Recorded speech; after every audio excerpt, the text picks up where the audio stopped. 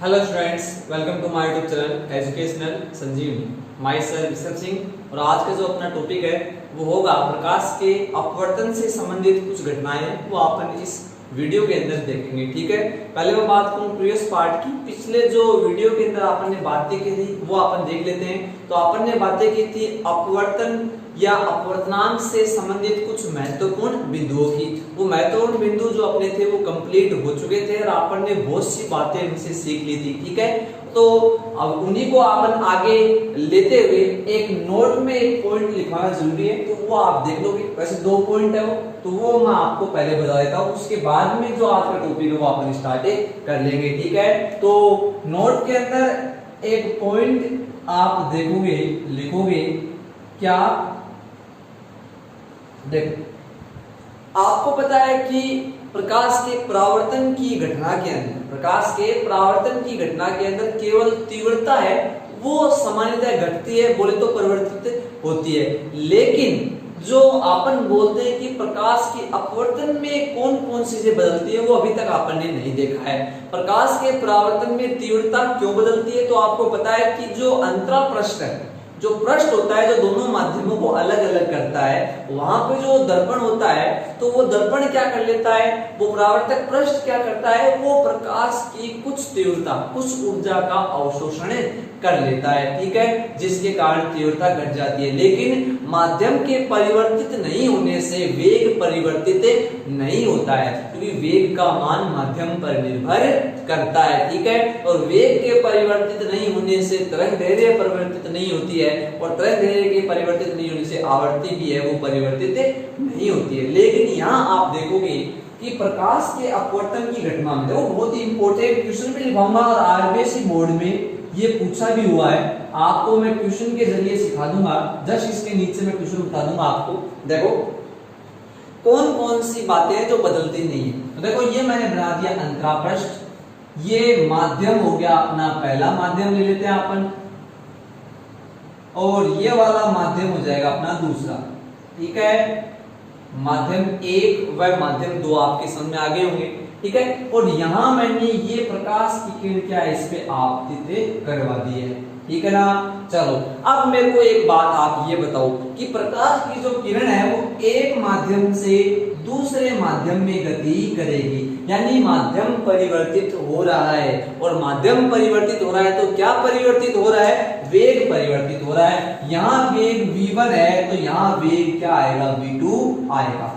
ठीक है, तो यही क्या हो जाता है, अपवर्तन का कारण भी हो जाता है। देखो, अगर माध्यम ही परिवर्तित नहीं होता तो वेग परिवर्तित नहीं होता। और वेग परिवर्तित क्यों हुआ कि इस वाले माध्यम में वेग v1 है तो इस वाले माध्यम में वेग क्या हो गया, v2। और अगर और मैं माध्यम बना दूं, यहाँ इसका वेग हो जाएगा v3। ऐसे अलग अलग माध्यमों से मैं जब गुजारूंगा तो इसका वेग है वो परिवर्तित होता रहेगा। तो प्रकाश के अपवर्तन का कारण भी यही हो जाता है क्या, कि अलग अलग माध्यमों में प्रकाश की जो चाल है वो क्या होती है, अलग अलग होती है। अगर सपोज जो प्रकाश की चाल एक ही होती है हमेशा ही, जितनी इसमें उतनी इसमें होती, तो फिर प्रकाश का अपवर्तन कभी नहीं होता। तो प्रकाश के अपवर्तन का कारण आप क्या लिख दोगे, तो प्रकाश के अपवर्तन का कारण आप लिख दोगे, ये आपका सेकंड पॉइंट है जो मैंने आपको पहले ही बता दिया। क्या लिखोगे कि प्रकाश की चाल अलग अलग माध्यमों में अलग अलग होती है। ठीक है, चलो अब मैं बताता हूं आपको, यहाँ पे वेग का मान क्या हो चुका है, परिवर्तित हो चुका है। तो आप लिखोगे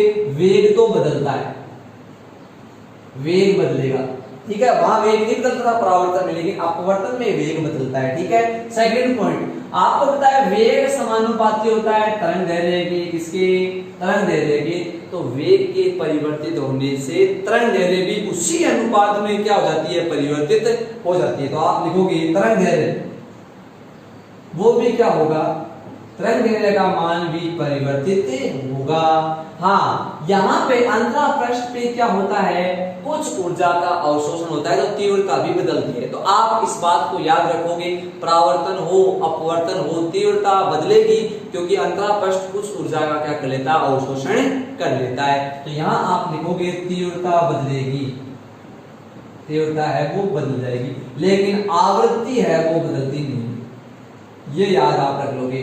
आवर्ती का मान परिवर्तित नहीं होता है। क्यों नहीं होता है? कि जिस अनुपात में वेग परिवर्तित होता है उसी अनुपात में तरंग दैर्ध्य भी परिवर्तित हो जाती है। देखोगे कैसे? जैसे सपोज करो कि यहाँ वेग था 10, मैं एक एग्जांपल बता रहा हूं आपको, और तरंग दैर्ध्य वो थी आपकी 5। ठीक है, चलो वेग का मान हो गया 20, तो तरंग दैर्ध्य का मान हो जाता है जैसे 10, समान अनुपात में। ठीक है, अब बताओ आवर्ती कैसे निकालते हैं? आवर्ती F बराबर होता है v अपॉन लेमडा। अरे v बराबर होता है F लेमडा, तो F बराबर क्या आएगा? v और बटे में क्या आ जाएगा? लेमडा। v का मान पहले 10 था और ये था 5, यानी आवर्ती कितनी आ गई? 2। बाद में भी देख लो 20 बटे 10 यानी 2। मेरी बात समझ में आई क्या आपकी? यानी जिस अनुपात में अगर ये वेग दुगना हुआ है तो तरंग दैर्ध्य भी क्या हो जाएगी? दुगनी हो जाएगी, जिससे आवर्ती पर प्रभाव नहीं पड़ेगा। आपको ये याद रखना, दोनों समान अनुपात में क्या है? परिवर्तित होते हैं, जिसके कारण जो आवर्ती का मान है वो परिवर्तित नहीं होता है। ठीक है ना? तो आप क्या कह सकते हो? प्रकाश के अपवर्तन की घटना में माध्यम के परिवर्तित होने से वेग तथा तरंग दैर्ध्य के मान परिवर्तित हो जाते हैं, परंतु आवर्ती पर कोई प्रभाव नहीं पड़ता है। ठीक है, नीचे लाइन लिखोगे, अंतरा पृष्ठ द्वारा कुछ ऊर्जा के अवशोषण के दौरान, या फिर आप ऐसे लिख सकते हो, प्रकाश के अपवर्तन की घटना में ऊर्जा के अवशोषण के कारण तीव्रता का मान सामान्यतः घट जाता है। ठीक है, तो यहाँ भी तीव्रता परिवर्तित होगी, तो यहाँ पे 3 राशियां हैं वो परिवर्तित होती हैं, वहां पे 3 राशियां परिवर्तित नहीं होती है। यहाँ 3 परिवर्तित होगी, v और तरंग दैर्ध्य और तीव्रता। आप तीव्रता को याद रखोगे, दोनों में ही बदलेगी, आवर्ती नहीं बदलेगी। अब आपको एक याद करने का तरीका मैं और बता देता हूं। अपवर्तन में स्नेल का नियम काम में आता है, सभी को पता है कौन सा नियम काम में आता है? स्नेल का नियम। और स्नेल का नियम मैं कल आपको प्रसारित करके बता चुका हूं, साइन आई बटे साइन आर, ये मैथमेटिकल फॉर्म v1 बटे v2 is equal to lambda 1 बटे lambda 2 is equal to n2 बटे n1 is equal to n21। ये स्नेल का नियम होता है। इसमें देख सकते हो v1 और v2 आ रहा है, लैम्डा 1 और लैम्डा 2, यानी तरंग दैर्ध्य का मान अलग अलग है, वेग के मान अलग अलग है। इसमें F1 F2 नहीं आ रहा, मतलब आवर्ती परिवर्तित नहीं होती, केवल 2 ही राशि परिवर्तित होती है, वेग और तरंग दैर्ध्य। और तीव्रता तो दोनों में बदलती है, परावर्तन में भी और अपवर्तन। तो इससे याद रखना, वेग भी बदलता है और तरंग दैर्ध्य भी बदलती है। देख लो, आप देख लो 1 और 2 यानी बदल रहा है वेग। ठीक है, इससे भी याद रख सकते हो, मैंने इसका मेथड भी आपको बता दिया। तो ये अपने 2 पॉइंट थे मुख्यतः जो आप याद रखोगे। एक प्रकाश के अपवर्तन का कारण आप लिख लोगे, क्या? भिन्न भिन्न माध्यमों में प्रकाश की चाल भिन्न भिन्न होना। दूसरा आप ये लिख लोगे कि जब प्रकाश के अपवर्तन की घटना होती है तो कौन सी राशि नहीं बदलती है, तो आप कह दोगे कि केवल आवर्ती परिवर्तित नहीं होती है और वेग, तरंग दैर्ध्य और तीव्रता परिवर्तित हो जाते हैं, तीव्रता सामान्यतः घटती है। ठीक है, चलो अब एक क्वेश्चन कैसे आता है देखना, बहुत ही गौर से आप सुनोगे। क्वेश्चन जो है वो आपका पूछ लेता है कि यदि प्रकाश की किरण सघन माध्यम से विरल माध्यम में गति करती है, यदि प्रकाश की किरण सघन माध्यम से विरल माध्यम में गति करती है तो प्रकाश की तीव्रता पे क्या प्रभाव पड़ेगा, आवर्ती पर क्या प्रभाव पड़ेगा, तरंग दैर्ध्य पर क्या प्रभाव पड़ेगा, वेग पर क्या प्रभाव पड़ेगा। ठीक है, तो ये आप देख लो। कहां जा रहे हो आप? पहले ये देखोगे,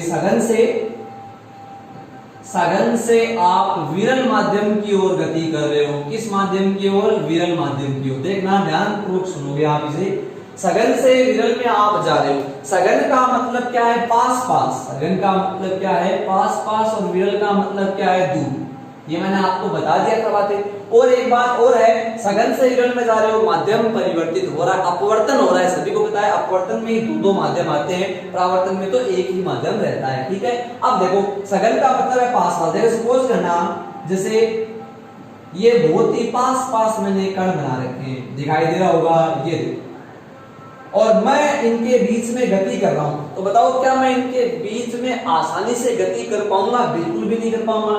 सही है, मैं इनके बीच में आसानी से लेते नहीं कर पाऊंगा। सपोज करो कि भीड़ भाड़ का बहुत ही ज्यादा भीड़ है और वो इलाका है, उसके अंदर मैं कहूँ आप दौड़ के बताओ तो आप नहीं दौड़ सकते। या फिर ऐसे सपोज कर लो कि एक मीटिंग हो रही है, एक सभा है जिसके अंदर 100 व्यक्ति बैठे हैं, 100 व्यक्ति आपके सामने बैठे हैं, मैं कहूँ उनके बीच में से दौड़ो, तो क्या आप दौड़ दोगे? आप नहीं दौड़ पाओगे। क्यों नहीं दौड़ पाओगे? क्योंकि कण है वो क्या है, बहुत पास है, ठीक है। लेकिन सपोज करो कि एक ही व्यक्ति बैठा है, क्या है, एक ही व्यक्ति क्या है वहां पे बैठा हुआ है, दूसरा व्यक्ति बहुत दूर है, तो आप क्या उनके बीच में, सपोज करना देखना, एक व्यक्ति यहाँ बैठा है, एक व्यक्ति यहाँ बैठा है, आप इनके बीच में आसानी से दौड़ सकते हो। तो बताओ वेग ज्यादा सघन माध्यम में होगा कि विरल माध्यम? विरल में दूर है कण, तो वहां पे क्या होगा, वेग बहुत ही तेज होगा और अधिक होगा। सघन माध्यम में कण पास है तो आपको रुकावट आएगी, तो आप कह सकते हो वेग क्या होगा, कम होगा। तो यहाँ वेग का मान है, वेग का मान कम है और यहाँ वेग का मान क्या है, ज्यादा। तो आप क्या लिखोगे इस क्वेश्चन में? आप लिखोगे जब प्रकाश की किरण सघन माध्यम से विरल माध्यम में जाती है तो वेग का मान है वो बढ़ जाता है, क्योंकि विरल में आप गए हो, दूर गए हो, जहां पे कण दूर है तो आपका वेग है वो क्या हो जाएगा, बढ़ जाएगा। यहाँ वेग क्या था, कम था, ठीक है। तो जब प्रकाश की किरण सघन से विरल माध्यम में जाती है तो वेग का मान बढ़ जाता है, फलस्वरूप तरंग दैर्घ्य भी बढ़ जाती है। तरंग दैर्घ्य क्यों बढ़ी बताओ? क्योंकि वेग तरंग दैर्घ्य के समानुपाती होता है, दोनों का अनुपात क्या रहता है, समान। जैसा परिवर्तन वेग में है वैसा ही तरंग दैर्घ्य में भी होगा, ठीक है। तो तरंग दैर्घ्य में भी परिवर्तन हुआ, वो भी बढ़ चुकी है, वेग भी बढ़ चुका है। अब बोले तो आवर्ती, आपको पता है प्रकाश के अपवर्तन की घटना में आवर्ती परिवर्तित नहीं होती, तो यहाँ पे आवर्ती में कोई परिवर्तन नहीं होगा और तीव्रता सामान्यतः घट जाती है, ठीक है। ये हो गया आपका क्वेश्चन, ठीक है ना। तो ऐसा क्वेश्चन पूछता है, आप देखना कोई भी दो भी पूछ सकता है आपको कि वेग और तीव्रता पे क्या प्रभाव पड़ेगा, वेग आवर्ती पे क्या प्रभाव पड़ेगा, आवर्ती वेग पर क्या प्रभाव पड़ेगा। तो आप ये याद रखना, आवर्ती तो परिवर्तित होगी नहीं अपवर्तन की घटना, ठीक है। चलो प्रकाश के अपवर्तन से संबंधित कुछ घटनाएं वो अपन देख लेते हैं। तो फर्स्ट अपन देखते हैं प्रकाश के अपवर्तन से संबंधित घटना है वो अपन फर्स्ट देख लेते हैं। तारों का टिमटिमाना, तारों का टिमटिमाना,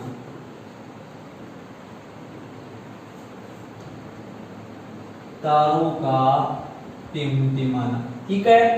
तारों का जो टिमटिमाना है वो प्रकाश के अपवर्तन पर आधारित होता है। अब जब क्वेश्चन आता है तो एक नंबर पूछेगा तारों का टिमटिमाना प्रकाश की कौन सी घटना है, तो प्रकाश की कौन सी घटना है, प्रकाश के अपवर्तन की ये घटना है, ठीक है। तो यहाँ आप लिख दो इसके अंदर कि तारों का जो टिमटिमाना है वो प्रकाश के अपवर्तन की घटना है। अब मैं इसे एक्सप्लेन कर देता हूँ, इसकी व्याख्या कर देता हूँ कि ये होता कैसे है, तारे हैं वो क्यों टिमटिमाते हैं वो आप देखोगे, ठीक है। तो आपने कारण तो लिख दिया है, कारण में आपने क्या लिखा है बताओ, आप कहोगे कि तारे क्यों टिमटिमाते हैं, तारे जो है प्रकाश के अपवर्तन के कारण टिमटिमाते हैं, ठीक है। चलो अब देख लेते हैं अपन कि इस टिमटिमाने का जो कारण है वो क्या है। देखो सबसे पहले मैंने ये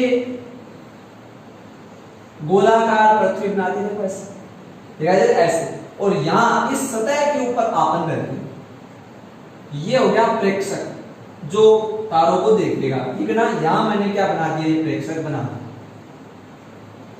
देखो मैं आपको दो तीन तरीकों से इसे समझाने की कोशिश करूंगा, ठीक है। और ये प्रेक्षक हो गया, ठीक है। अब आपको पता है कि पृथ्वी जो है सतह से ऊपर की साइड जब आप जाओगे, सतह से ऊपर की तरफ चलोगे तो आपको पता है बहुत तरह के मंडल आते हैं, ओजोन मंडल, सौर मंडल। तो अपन ऐसे कह सकते हैं कि पृथ्वी का जो वातावरण है, वायुमंडल है, वो विभिन्न परतों से बना हुआ है। अरे ना, सौर मंडल बहुत सारे, ओजोन मंडल बहुत सारे मंडल आएंगे, आयन मंडल भी अपन देखते हैं। तो ऐसे जब आप ऊपर की तरफ जाओगे तो आप ऐसे बोल सकते हो कि पृथ्वी का जो वायुमंडल है वो बहुत सारी परतों से मिलकर बना हुआ है, ठीक है। सबसे नीचे अपन है, ठीक है ना। तो अब होगा क्या, देखो जैसे ही आप ऊपर की तरफ चलोगे तो देखो सबसे लास्ट में आप देखोगे, सबसे लास्ट में क्या आ जाता है, तो आपको पता है अंतरिक्ष आ जाएगा। वहां पे तो कुछ भी नहीं है, वहां पे निर्वात है। निर्वात का मतलब वहां पे वायु का कोई स्थान नहीं, वहां पे कुछ भी नहीं है, ठीक है। इसका मतलब क्या है कि वहां पे वायु भी नहीं है, तो आप बोलोगे वहां पे अपवर्तनांक का मान बहुत ही कम हो जाता है, क्योंकि वायु का अपवर्तनांक 1 होता है और जैसे जैसे आप ऊपर जाओगे तो कुछ भी नहीं है, तो वहां पे कण ही नहीं है, और कण ही नहीं है तो आप क्या कह सकते हो कि घनत्व के मान में कमी आ रही है, अपवर्तनांक के मान में क्या आ रही है, कमी आ रही है। यहाँ पे वायु के कण है और वायु के कण है तो यहाँ पे सघन माध्यम है, और ऊपर की साइड कुछ भी नहीं है तो वहां पे क्या है, विरल माध्यम है। वहां पे कौन सा माध्यम है, विरल माध्यम है। तो आप ये कह सकते हो कि जैसे जैसे आप ऊपर की साइड जाएंगे, ये मैं परतें बना देता हूं, बहुत सारी दिखाई दे रही होगी आपको, ऐसे ये मैं परतें बोल सकता हूं, ठीक है। तो ये 2 3 मैंने परतें बना दी हैं, वैसे बहुत सारी परतें हैं, ठीक है। ऐसे देखो पृथ्वी की सतह से ऊपर की जाओगे तो, है ना। तो वायुमंडल जो है पृथ्वी का वो बहुत सारी परतों से बना हुआ है, ठीक है। और ऊपर की साइड अपने वो तारे वो टिमटिमाते हुए दिखाई क्यों देते हैं वो आप एक बार देखोगे, ठीक है। तो देखो ऊपर की साइड जब आप चलोगे तो अपवर्तनांक के मान में कमी आएगी। अपवर्तनांक के मान में कमी क्यों आएगी, वायु का घनत्व क्या हो जाता है, लगातार कम होता रहता है। देखो सबसे अपवर्तनांक हो जाता है यहाँ, फिर उससे आगे जाओगे अपवर्तनांक और कम हो गया, फिर और कम हो गया, फिर और कम हो गया, फिर और कम हो गया, लास्ट में जाके बहुत ही ज्यादा क्या हो जाता है, वो कम हो जाता है, ठीक है। अब सपोज करो कि यहाँ पे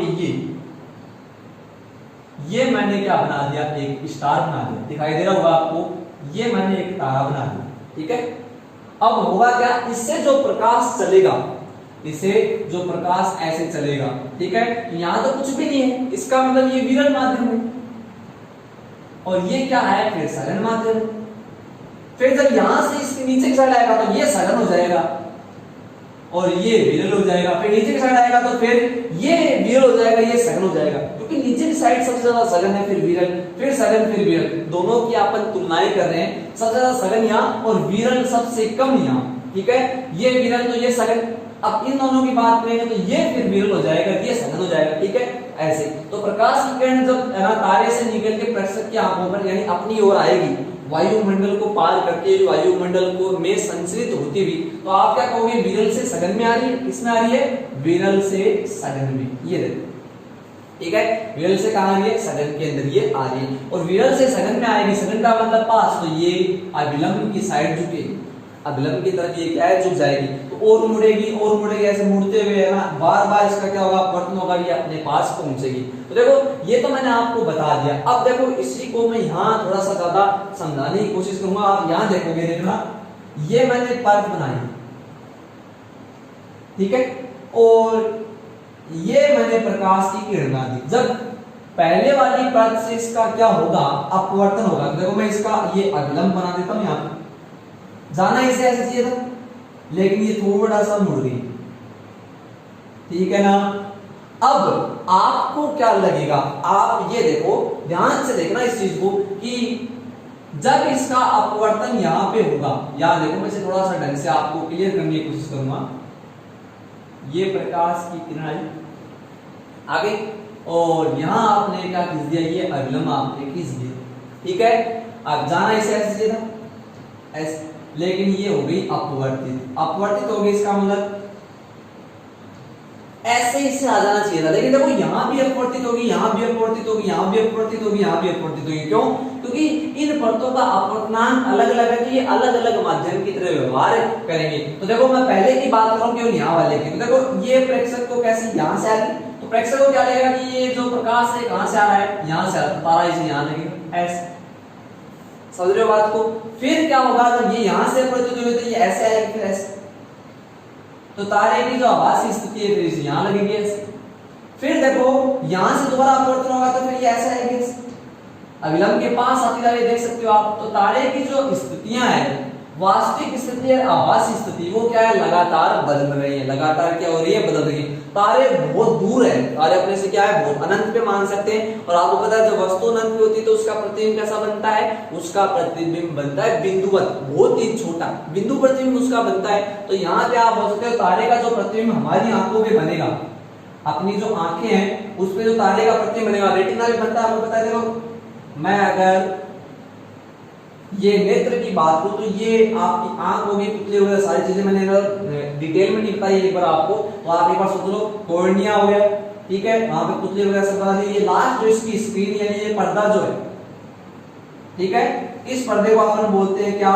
ये है आपका रेटिना, जहां पे क्या बनता है, प्रतिबिंब बनता है। अब देखो जब इसका पहली बार अपवर्तन हुआ तो आपको प्रतिबिंब ये दिखा, तो सपोज ये बना था आपके प्रतिबिंब, यहां थोड़ा सा मैं इसे अलग पेन से बना देता हूं, देखो ये इसका प्रतिबिंब बना, ठीक है। लेकिन दोबारा फिर अपवर्तन हुआ तो फिर क्या हुआ, ये जो प्रतिबिंब था ये यहाँ आ गया, फिर तो ये फिर यहाँ आ गया, देखो ऐसे, ठीक है।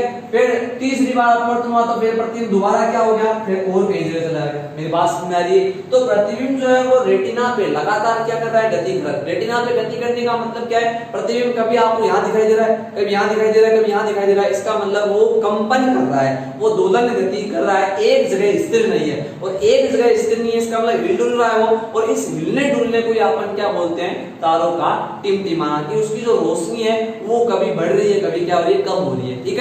तो तारे की जो आभासी स्थिति है वो लगातार क्या हो रही है, परिवर्तित होती जा रही है। क्यों परिवर्तित हो रही है, क्योंकि बार बार उसका क्या हो रहा है, अपवर्तन हो रहा है। पहले इस प्रथम सतह से हुआ, फिर द्वितीय परत से हुआ, फिर तृतीय परत से हुआ, तो ऐसे बार बार है ना अपवर्तन होने से इसकी आभासी स्थिति लगातार क्या होती जा रही है, परिवर्तित होती जा रही है। और जिसके कारण रेटिना पे जो अपने को प्रतिबिंब प्राप्त हो रहा है, वो जो प्रतिबिंब है वो कंपन गति कर रहा है, हिल डुल रहा है, इसी को बोलते हैं अपन तारों का टिमटिमाना। तो आप इसकी थ्योरी में भी ऐसे ही लिखोगे कुछ बातें कि प्रति सतह से ऊंचाई पर जाते हैं तो अपन ऐसे कहते हैं अपवर्तनांक के मान में निरंतर कमी आती है। क्योंकि पृथ्वी का जो वायुमंडल है विभिन्न परतों से मिलकर बना होता है, और संभवतः अपन ऐसे बोल सकते हैं कि नीचे की साइड प्रति सतह पर अपवर्तनांक यानी घनत्व का मान अधिक होता है। जैसे जैसे आप ऊपर की साइड जाओगे तो घनत्व के मान में कमी के कारण अपवर्तनांक क्या हो जाता है, कम हो जाता है, ठीक है। और सूर्य या अपन सूर्य का तारे की बात कर रहा था मैं, है ना।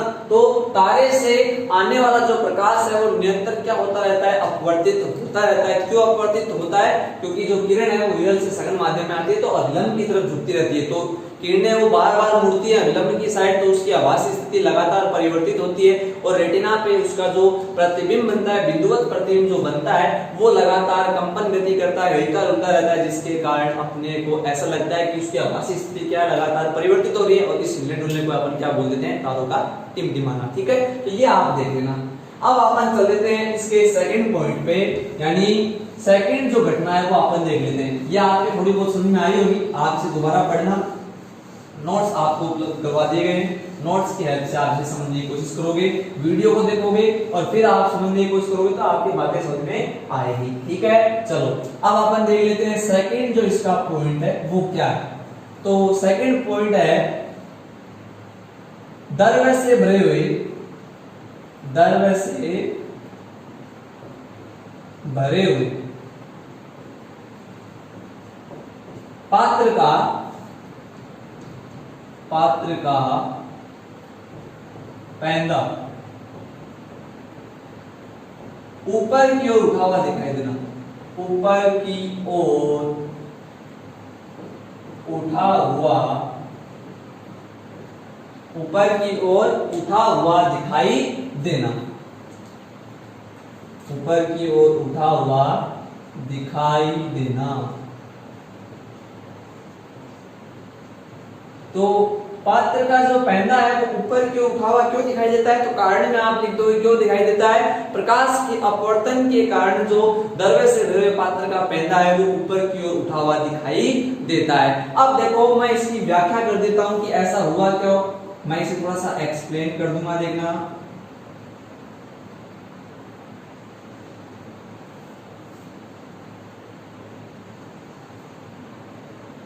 ये मैंने सिंपल एक पात्र बना लिया है, ठीक है। और इसमें ये मैंने कोई द्रव्य डाल रखा है, ठीक है ना। ये द्रव्य डाल देते हैं यहाँ पर, द्रव्य से पूर्णतः ये भरा हुआ है, ठीक है। अब इसका जो पैंदा है वो आपको उठा हुआ दिखाई देगा।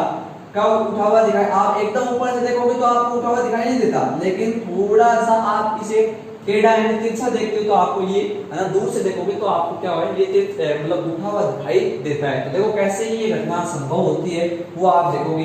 देखो मैंने यहाँ पे ये एक पॉइंट ले लिया पैंदे के ऊपर P, देखो आप इसे ये पॉइंट P पैंदे के ऊपर, तो इसे आप पैंदा ही समझ सकते हो, ठीक है ना। अब होगा क्या, सपोज करो अगर आप यहाँ हो, ठीक है, ऊपर से जस्ट ऊपर से देख रहे हो, पात्र से भरी हुई बाल्टी वगैरह कोई पात्र वगैरह, और आप ऊपर से देखोगे तो आपको एकदम सही दिखेगा। लेकिन थोड़ा सा यूं दूर जाके देखोगे, मतलब जैसे यहाँ पे पानी की बाल्टी यहाँ से देखोगे तो आपको उठा हुआ दिखाई देगा, एकदम ऊपर आके देखोगे तो क्या होगा, तो वो वहीं दिखाई देगा आपको, ठीक है। तो ऐसा हुआ क्यों, तो देखोगे जब आप यहाँ से देखते हो, ये यहां से। तो होता क्या है, प्रकाश की किरण ऐसे चलेगी, देखो ऐसे, यहां देखना, थोड़ा सा मैं इसे बनाने की कोशिश करूंगा। प्रकाश की किरण देखो अभिलंबवत गई है ऊपर की साइड, दिखाई दे रहा होगा आपको ऐसे। आपको पता है कि अभिलंबवत ऊपर की तरफ जाएगी, तो जब आपको पता है किसी कोण पे आती है तभी वो अपने मार्ग से विचलित होती है। यहाँ पे तो कोई कोण ही नहीं बना, तो इसका मतलब अभिलंबवत जो भी किरण आएगी वो सीधी निकलेगी अपवर्तन के पश्चात। तो ये जो किरण है ये सीधी चली जाएगी, और सीधी जाने का मतलब इसे ये यहीं से आती हुई लगेगी, देख लो एकदम सीधी गई है। तो यहाँ पे अगर प्रेक्षक है तो उसे कैसा लगेगा कि प्रेक्षक को ऐसा लगेगा कि ये जो किरण है वो यहीं से आ रही है, और यहीं से आने का मतलब इसे यही दिखाई देगा। लेकिन अगर सपोज करो कि आप यहाँ खड़े हो, मैं आपकी आंखों को थोड़ा सा बनाने की कोशिश करूंगा यहाँ पे,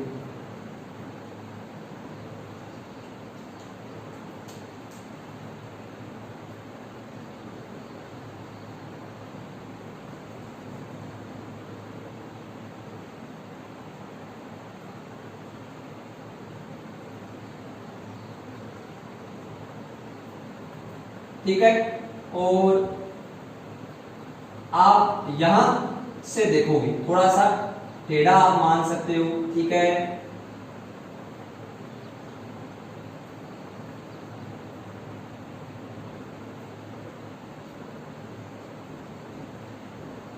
अब देखना आप कि जब आप यहां से देखोगे तो प्रकाश देखना आपकी आंखों तक कैसे पहुंचेगा, वो आप देख लेना थोड़ा सा, कि प्रकाश की किरण यूं भी ऐसे।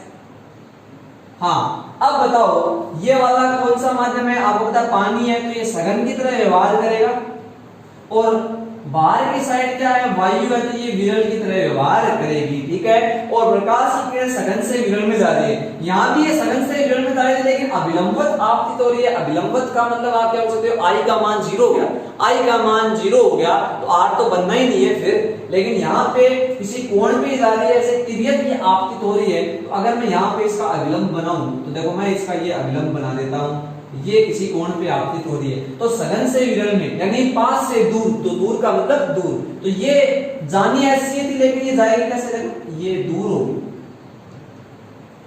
दूर हो गई ना। और दूर होने का मतलब आपको क्या लगेगा, ये आपको तो ये ऐसे आ रही है, आपके पास किरण कैसे आ रही है, देखो आपके पास तो ऐसे आ रही है, आप इसे पीछे की साइड बढ़ाओगे तो ऐसे आप इसे बढ़ा दोगे पीछे की साइड, दिखाई दे रहा है। तो आपको यहां से आती हुई लगेगी, आपके पास तो ऐसी तो आ रही है देखो इस दिशा में, तो आपको यहां से आती हुई लगेगी। तो पात्र का जो है ना ये पेंदा है जिसका आपने पॉइंट पी लिया था, तो ये आपको यहां दिखाई देगा, ये इसकी आभासी स्थिति हो गई, यानी पात्र का पेंदा कितना उठा हुआ आपको दिखाई दिया। अगर मैं ऐसे कहूं कि इसकी जो वास्तविक गहराई है वो h है, ये आप निकाल सकते हो साइन थीटा दोनों त्रिभुजों में लगा के, और अगर ये इसकी आभासी गहराई h डैश है, ये इसकी क्या है आभासी गहराई कौन सी है, h डैश है, तो अपवर्तनांक जो है, अपवर्तनांक n बराबर, अगर इस द्रव्य का अपवर्तनांक n ले लूं तो अपवर्तनांक n बराबर क्या होता है वो आप देख लोगे, वास्तविक गहराई,